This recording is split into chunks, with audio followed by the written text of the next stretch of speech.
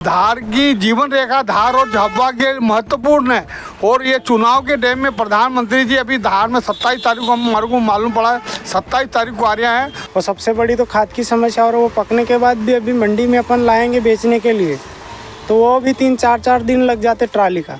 जो जनता की मांग है उसको अवश्य पूरी कर रहे हैं। धार का बस स्टैंड अभी बन रहा है लेकिन काम अधूरा है उसका। से 5-7-10 किलोमीटर के एरिया में औद्योगिक क्षेत्र का निर्माण किया जाए जिससे कि क्षेत्र में रोजगार मिल सके और बेरोजगारी दूर हो सके। 13 मई को धार महू लोकसभा क्षेत्र के लिए मतदान होना है।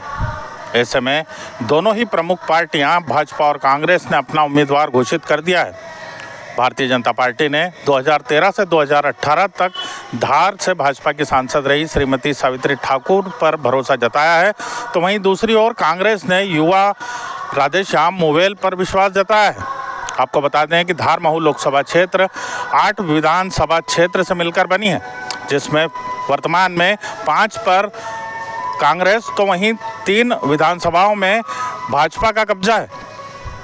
ऐसे में धार महू लोकसभा क्षेत्र के कई मुद्दे भी हैं, कई विकास कार्य जो आज भी अधूरे पड़े हैं। आइए इन्हीं विकास और ज़रूरी मुद्दों को लेकर हम जनता की राय जानते हैं कि क्या है आखिर धार की जनता की राय। यहाँ धार की वर्षों पुरानी मांग इंदौर दाहोद रेलवे लाइन की चली आ रही थी, जो प्रधानमंत्री नरेंद्र मोदी जी ने स्वीकृत करके लाखों रुपए मंजूर कर दिए और उसका काम अभी बीच में तो तेज़ी से आया था, लेकिन अभी 2 महीने से पूरा मुद्दा हो गया। और जबकि रेल मंत्रालय बोल रहा है कि हम 2024 में रेल लाइन चालू कर देंगे अंतिम दिन में, और अभी तक पीतमपुर का सुरंग का काम अभी तक नहीं बना और सुरंग अभी तक पूरी नहीं हुई है। और बरसात अभी 2 महीने बाद बरसात आ जाएगी, फिर पानी सुरंग में भर जाएगा और फिर वो पानी हो जाएगा। और जबकि अधिकारी बोलते हैं कि हम जल्दी काम कर देंगे, मतलब प्रधानमंत्री कार्यालय को गुमराह कर रहे हैं, जनता को भी गुमराह कर रहे हैं। दूसरी बात कि प्रधानमंत्री जी द्वारा जो इस रेलवे लाइन को तेज़ गति से देने का वादा करा था और सांसद महोदय भी थे, उन्होंने बोला था कि हम तेज़ गति से काम चालू और अधिकारी रेड अलर्ट हुए भी थे, लेकिन एकदम अभी 2 महीने से 3 महीने से मध्य होगा और काम ही धीरे गति से चल रहा है।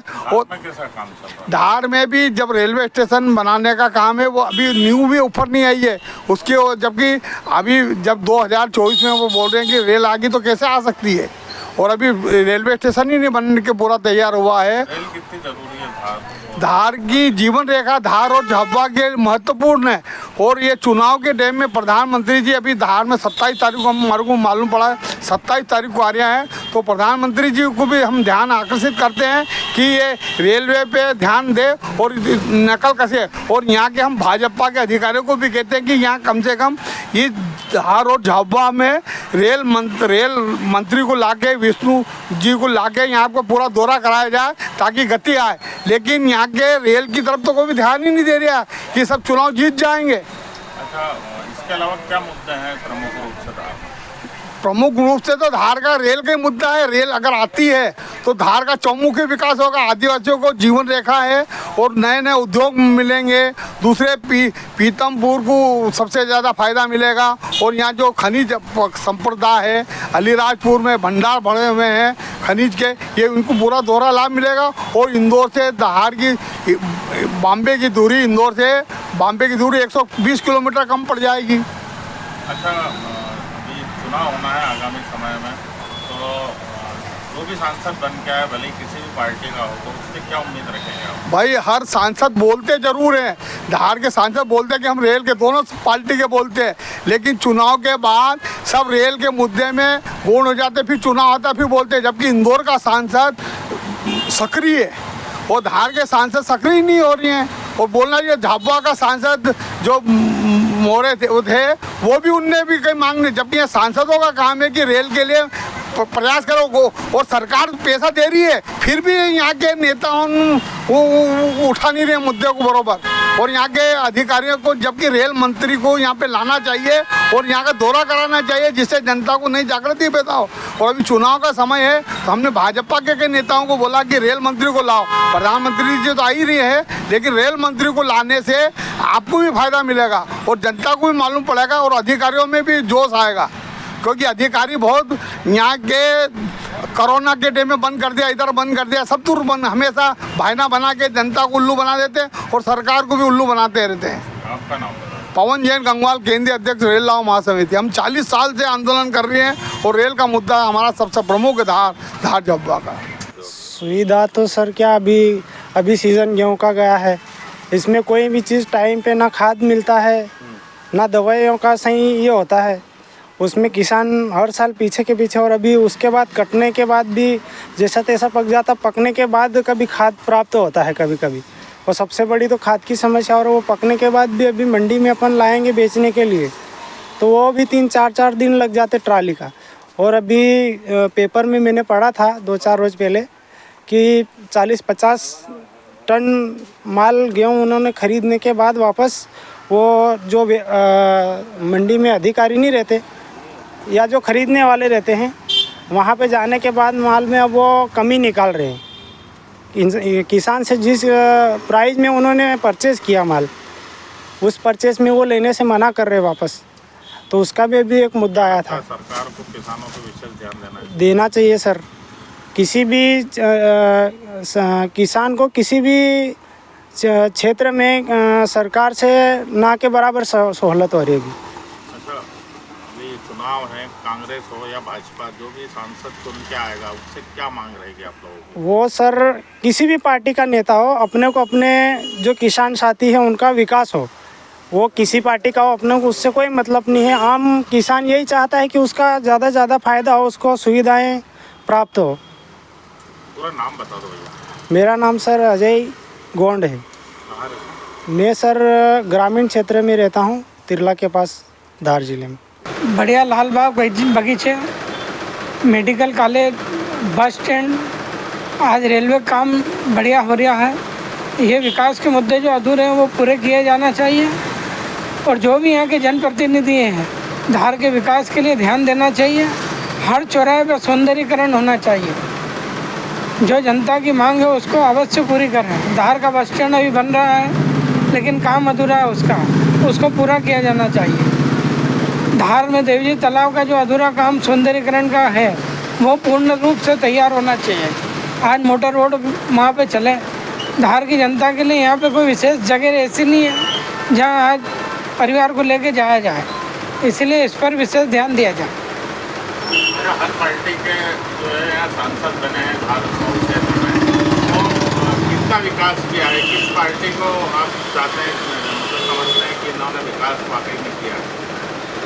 नरेंद्र मोदी जी के जो मंत्र है सबका साथ सबका विकास, वो आज परिपक्व चीज़ है।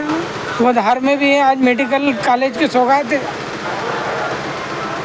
धार में रेलवे लाइन उनकी मेहरबानी है। धार में माननीय छतर सिंह जी दरबार जी ने जो कोशिश करके इस चीज़ को आगे बढ़ाया, उसके लिए बहुत बहुत धन्यवाद उनको। आज जो सावित्री जी ठाकुर जी खड़ी हैं, उनसे भी उम्मीद है कि आगे विकास को और आगे बढ़ाकर धार को उन्नति की ओर ले जाए। यहाँ पर धार झाबुआ लोकसभा आदिवासी बहुमूल्य क्षेत्र है। यहाँ पर धार नगर में सबसे पहले तो कॉलेज की आवश्यकता है। पढ़ाई लिखाई के लिए विद्यार्थियों को बाहर जाना पड़ता है और यहाँ पर औद्योगिक क्षेत्र होना भी बहुत ज़रूरी है। धार के पास में पीतमपुर है लेकिन बहुत दूर रहता है, उसका फ़ायदा पूरा इंदौर को मिलता है।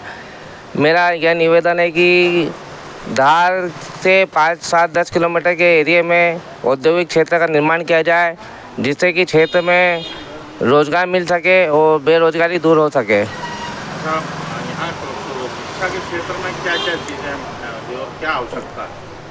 शिक्षा के क्षेत्र में मेडिकल कॉलेज प्रारंभ हो रहा है। इंजीनियरिंग कॉलेज की सख्त ज़रूरत है। यहाँ के विद्यार्थियों को बाहर जाना पड़ रहा है पढ़ाई के लिए, तो मेरा यह निवेदन है कि शीघ्र धार में इंजीनियरिंग कॉलेज का शुरू किया जाए।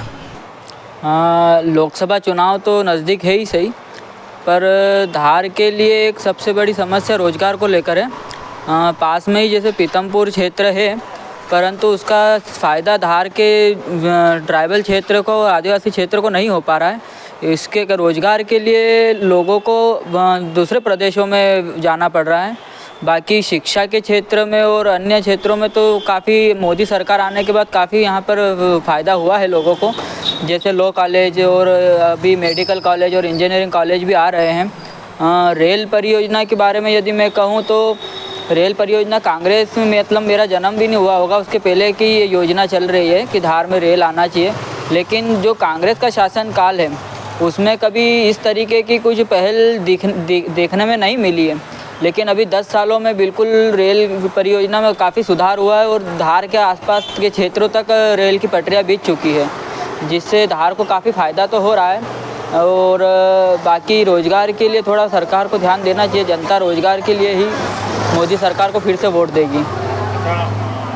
कैसा जनप्रतिनिधि चाहती है धार, जो विकास कार्य रुके पड़े हैं या नए विकास कार्य को लोग किस प्रकार का हाँ, जनता अपना जनप्रतिनिधि जो लोकसभा में जाए अपना, तो वो जनता ये चाहती है कि उनका कार्य, जैसे धार में कुछ क्षेत्रों में अभी भी इस तरीके की समस्या है कि रोज़गार को लेकर जो मैंने अभी आपको बताया वो सीधे सरकार तक पहुँचे और उस पर आने वाले समय में अच्छी पहल हो। विकास कार्य के नाम पे भाजपा ने कुछ भी नहीं किया है। भाजपा के यहाँ के भले विधायक हो, सांसद हो, यहाँ के लिए केवल विकास पुरुष बन के बैठे, बाकी विकास के नाम पे केवल विकास ही है, बाकी विकास के नाम पे काम नहीं है। मंदिर मस्जिद के अलावा कोई काम नहीं इनको, झंडे तोड़ना, बस केसरिया झंडे तोड़ के चलना। धर्म के नाम पे राजनीति करते हैं, बेरोजगारी हो, महंगाई हो, कुछ भी हो, इसमें कुछ भी ये खरे नहीं उतरे हैं। बस स्टैंड बहुत पहले बन जाना चाहिए था, अभी तक नहीं बना। पानी की व्यवस्था आज भी नहीं, नर्मदा बहुत पहले आ जाना चाहिए थी, वो नर्मदा आज तक नहीं आई है। स्वच्छता के नाम पे भी बहुत भ्रष्टाचार हुआ, कुछ भी नहीं है धार में। आज भी देख लो, कर्मचारी सुनता नहीं है, जनता की सुनता नहीं है। इनके राज में, राम राज्य बोले लगवा दो किसी के भी फ़ोन, कोई एक भी व्यक्ति सुनता नहीं है। क्या खास मुद्दे हैं इसके अलावा? सबसे बड़ा मुद्दा तो पानी का है। उसके बाद जो है हॉस्पिटल की व्यवस्था भी सब गड़बड़ है, हॉस्पिटल में भी कोई सुविधा के नाम पे कुछ भी नहीं है। दूसरा भोजशाला का मुद्दा जो है, ये भोजशाला के मुद्दे पे यहाँ पे चुनाव जीत रहा है, अन्यथा बीजेपी को कोई चुनाव जीतने का हक नहीं है।